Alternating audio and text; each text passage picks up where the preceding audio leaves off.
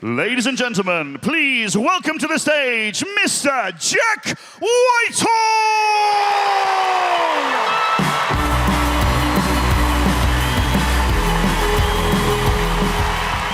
Yes!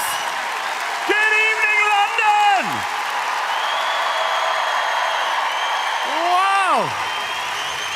O2 Arena Saturday night, people! This is what it's all about! Netflix special in London at the O2 Arena. And I see they got my request to put all the youngest, sexiest people in the front row. Very nice. Always one that slips through the net, sir.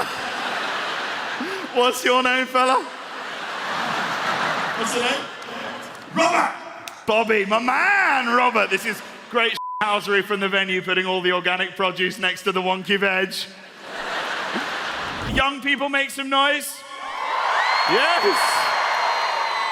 Very debatable, sir.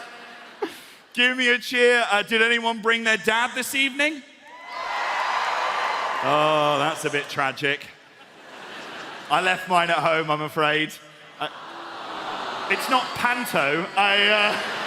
No, we had a good run of working together, me and my dad, but he, we have now consciously uncoupled, I'm afraid.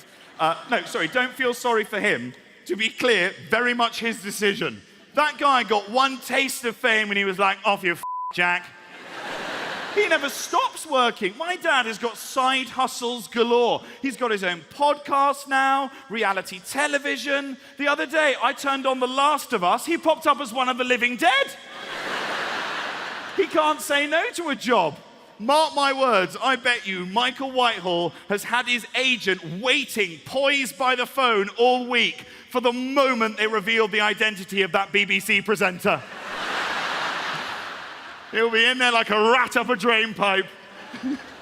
How good would that be, by the way? Michael Whitehall taking over the hot seat for the news at 10. That was the headlines, now it's time for the weather. F*** off. Been a bit of a weird week, hasn't it? I can't be the only person as well that every time I see a headline like that, I just think the same thing. BBC presenter in sex scandal. Please don't be Attenborough. Please don't be Attenborough. My dad told me the other day, right, the exact moment that he no longer wanted to do travels with my father. Apparently, it coincided with the exact moment that I was written out of his will. And that was the moment that I tricked my 82-year-old father in Los Angeles into doing naked yoga. That's not a great angle for me on the big screen, is it? I don't know. I don't think I would do naked yoga again. My big mistake, right, was doing it in Los Angeles. That is not a place that you want to get your kit off. I have never felt so insecure about my body in my entire life. Because all the men in LA, very metrosexual, right? They're all waxed and tanned and moisturized and bleached. Yes, bleached. They are bleaching parts of their anatomy in Los Angeles that in Britain we very much leave to the elements. Robert, my man, dare I ask, have you ever considered any anal bleaching? No, of course you haven't. I bet your asshole looks like something that a badger would live in.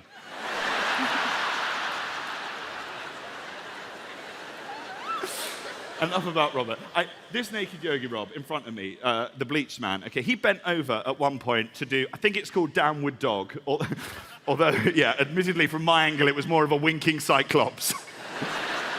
I don't know what kind of materials he had been using to buff this thing up, but honestly, it was effervescent. He bent over, his buttocks parted, it was like opening the door of a fridge. It lit up the room! And confusing for me, but I'm a young man, I can take this in my stride. My dad is 82 years old. Can you imagine how confused he was? I turned to my left at one point, I think Daddy thought it was the end. I saw him moving towards the light.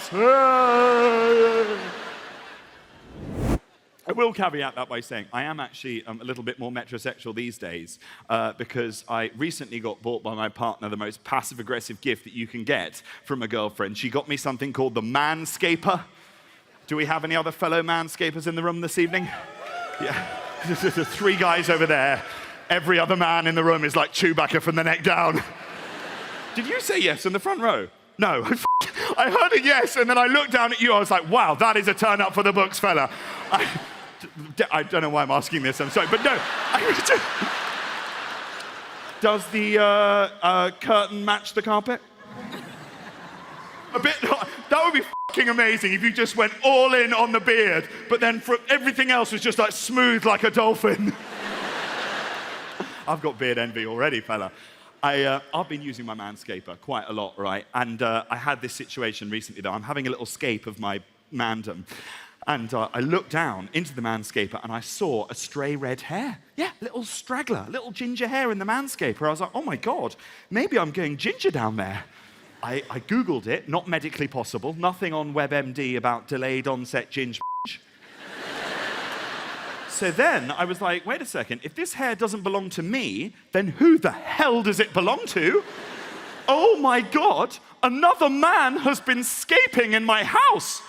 I confronted my missus when she came back from the shops, holding aloft the offending hair. I was like, who is he? What's his name? She came clean. She was laughing in my face. Do you know how that hair had ended up in my manscaper? Because my girlfriend had been using my personal grooming instrument on the dog.